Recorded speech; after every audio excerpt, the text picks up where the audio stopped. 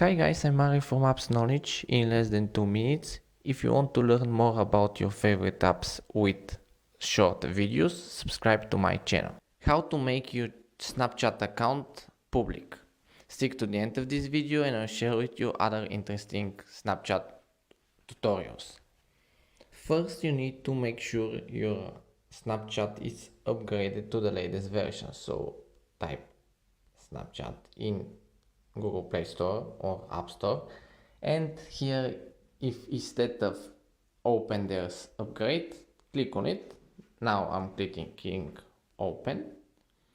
Here I will choose my profile picture at the top left. Now tap on public profile. If you don't see this option, just like I don't see this option, that's because you're living in a country where this option isn't supported.